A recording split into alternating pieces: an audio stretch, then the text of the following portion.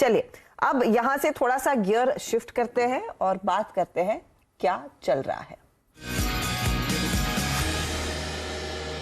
तो आज क्या चल रहा है, मैं सुमित हमारे साथ हैं और साथ ही हम ICICI सिक्योरिटीज के विनोद कार्की से भी बात करेंगे। लेकिन सुमित बताइए क्या चल रही है आज? क्या चल रहा है, मैं सुबह एक ब्लॉक्स हुए थे, अगर आप देखेंगे तो पूरे ग्रुप के अंदर ब्लॉक थे, वो था किर्लोस्कर ग्रुप। इसकी तमाम कंपनियां लेकर आएंगे, अगर डायरेक्टर साहब ज़्यादा बेहतर पिक्चर समझ में आएगी। किर्लोस्कर न्यूमेटिक, किर्लोस्कर फेरो, किर्लोस्कर इंडस्ट्रीज, किर्लोस्कर ब्रदर्स, अलग अलग ग्रुप की कंपनियां जो हैं उनके अंदर मल्टीपल ब्लॉक्स होते हुए दिखाई पड़ेंगे। और ब्लॉक्स भी छोटे मोटे नहीं थे, काफ़ी बड़े ब्लॉक्स थे। ऐसी खबरें चल रही हैं बाजार में कि यहाँ पर ग्रुप के जो प्रमोटर्स के बीच में काफ़ी समय से इश्यूज थे, वहाँ पर कुछ हद तक सेटलमेंट होने की बातचीत है।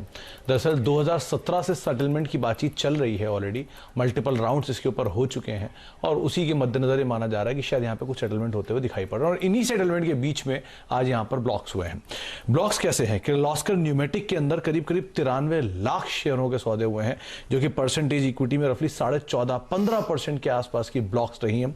और ये टोटल 432 करोड़ रुपए की इक्विटी ने आज हाथ बदला है। दूसरी तरफ अगर आप नजर डालेंगे तो किर्लोस्कर फेरो में करीब करीब 31.23 लाख शेयरों के सौदे हुए हैं, जिनकी वैल्यू करीब करीब 66 से 67 करोड़ रुपए के आसपास बैठती है और रफली 2.25% के आसपास की इक्विटी है। इसमें एक प्रमोटर एंटिटी का करीब करीब 1.5% स्टेक भी है, जो कि किर्लोस्कर न्यूमेटिक के नाम से, यानी किर्लोस्कर फेरो में क्रॉस होल्डिंग है किर्लोस्कर न्यूमेटिक की, और उनकी होल्डिंग के हिसाब से अगर वैल्यू देखें तो करीब करीब 1.5% के आसपास इक्विटी बैठती है। तो ऐसे मल्टीपल ब्लॉक्स हो रहे हैं और उन मल्टीपल ब्लॉक्स के बीच में बाजार में ऐसी अटकलें लगाई जा रही हैं कि जो प्रमोटर्स के साथ इश्यूज चल रहे थे वो कुछ हद तक रिजॉल्व हो रहे हैं और शायद यही एक ट्रिगर बन रहा है इस पूरे ग्रुप में तेजी को लेकर। तो भाइयों में सुलह हो सकती है। और न्यूमेटिक्स तो चल गया आज, लेकिन फेरस में थोड़ी सी दबाव देखने को फेरस में मूव आ रहा है, शायद अभी भी लोअर लेवल से कुछ एक बार दिखाइएगा फेरस का भी चार्ट, इंट्राडे वाला दिखाइएगा, क्योंकि जो ताजा हाल है वो थोड़ा सा कूल ऑफ दिखा रहा है। सुबह में हाँ जब ये ब्लॉक्स हुए थे तब बड़ा एक्शन देखने को मिला था, लेकिन न्यूमेटिक में हमने देखा है अच्छी खासी हरकत देखने को मिली है। तो ये दो स्टॉक्स जिस पर आपकी नजरें होनी चाहिए, लेकिन नजरें आपकी होनी चाहिए निफ्टी पर, क्योंकि निफ्टी में ऐसी खबरें हैं कि बड़ा रीजिक देखने को मिलेगा। अब क्या निकलेगा और क्या आएगा, इसी के लिए आज हम क्या चल रहा है में जोड़ रहे हैं ICICI सिक्योरिटीज के विनोद कार्की को। विनोद ने इनफैक्ट एक डिटेल रिपोर्ट भी आज, रिपोर्ट नहीं नोट लिखी। बताइए विनोद क्या चल रहा है? तो गुड मॉर्निंग, धन्यवाद आपके शो पे आने के लिए। और अभी निफ्टी में देखिए दो चीजें होती हैं। एक तो इनका एक साल में 2 बार ये लोग रिजिक करते हैं, तो उसके हिसाब से अगर आप देखो तो जो अभी ये 30 सितंबर को इफेक्टिव जो होगा, उसके हमने जो हिसाब लगाया उसमें दिख रहा है कि अडानी एंटरप्राइजेस जो है वो श्री सीमेंट को रिप्लेस करेगा। एज ऑफ नाउ जो डेटा और जो इंडिकेशन है उसके हिसाब से अगर कोई इसके बाद कोई चेंजेस आती है निफ्टी की मेथोडोलॉजी में, वो लास्ट मिनट में कर भी सकते हैं, ऐसे कुछ गाइडलाइंस चेंज कर सकते हैं व्हाटएवर, तो कुछ चेंज हो सकता है। अदरवाइज ये जो नॉर्मली जो होगा ये चेंज है।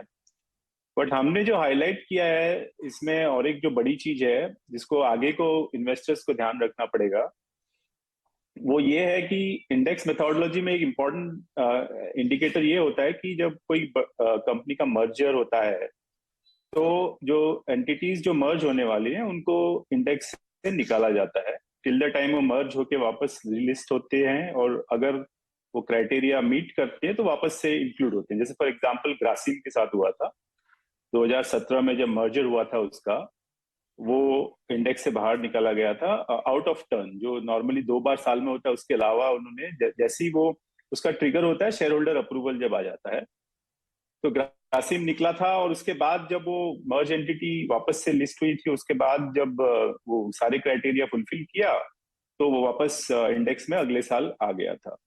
तो अभी हमको सबको पता ही है कि HDFC का मर्जर है, बट डिफरेंस ये है कि 2 चीजें डिफरेंस है। एक तो साइज, दोनों HDFC एंटिटीज का आप जोड़ें तो लगभग 14% उनका वेट है, जबकि ग्रासिम जो केस हुआ था पहले वो उतना कुछ नहीं था इसके सामने। और दूसरी बड़ी बात यह है कि जो ETF होता है जिनको एग्जैक्टली ट्रैक करना पड़ता है इनको, उनका साइज काफी बड़ा हो गया। तो निफ्टी ETF ही आप हिसाब लगा लो 1.7 ट्रिलियन, मतलब एक 1.7 लाख करोड़ का AUM है, तो आप हिसाब लगा लीजिए 14% उसका इंडेक्स से बाहर निकलेगा तो कितना इम्पैक्ट होगा। तो उसके जगह दो स्टॉक और आएंगे, और वो तो छोटे स्टॉक होंगे ऑब्वियसली, बिकॉज नीचे से जो नेक्स्ट 50 का जो स्टॉक आएगा वो 2 स्टॉक होंगे। बट जो बाकी वो उसका वेट हमने हिसाब लगाया करीब 1% होगा। तो 14% में से 1% ये कंपनीज ऐड करेंगे, बाकी जो 13% होगा वो रिडिस्ट्रीब्यूट हो जाएगा बाकी के 48 कंपनीज में। तो ये काफी मतलब अनप्रेसिडेंटेड है मेरे हिसाब से। इस साइज का रिकॉन्स्टिट्यूशन मैंने तो कभी नहीं देखा हिस्ट्री में, इंडियन कैपिटल मार्केट की हिस्ट्री में। और ये इसका बिगर रीजन ये है कि ETF have become very big. अब इसमें आप सेंसेक्स की लगाइए तो 88,000 करोड़ का सेंसेक्स ETFs है, और सेंसेक्स में आपको पता होगा कि इनका वेट इवन ज्यादा है निफ्टी से, बिकॉज वहां खाली 30 स्टॉक होते हैं। तो ये एक अपकमिंग इवेंट है जिसका हाँ। ध्यान रखना पड़ेगा। और मुझे लगता है कि इसके लिए थोड़ा सा NSE ऐसा कुछ करेगी जिससे स्मूदन आउट हो जाए पूरा process, because it's a large transaction. Okay Vinod ji, exactly इससे श्री सीमेंट में कितना एग्जिट होगा? दूसरी बात यह है कि total exposure of total contribution of cement in Nifty वो कितना कम हो जाएगा? एग्जैक्टली मैं जानना चाहता हूँ आपसे।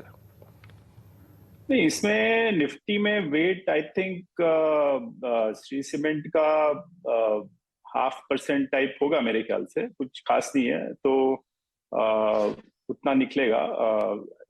और अडानी का जो वेट ऐड होगा वो करीब 1% होगा।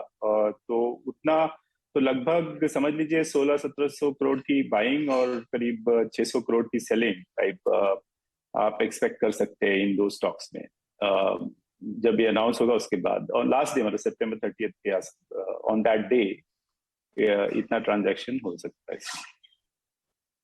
विनोद, शुक्रिया हमारे लिए समय निकालने के लिए और समझाने के लिए कि क्या चल रहा है इंडेक्स में। जो रीजिंग होगा मार्केट में, जो सबसे ज्यादा हरकत हो रही है या फिर बातचीत हो रही है, वो दरअसल इसी को लेकर है। और वो दोनों स्टॉक्स एक बार स्क्रीन पर रख देते हैं। शुक्रिया विनोद। अदानी एंटरप्राइजेस जो रिप्लेस कर सकता है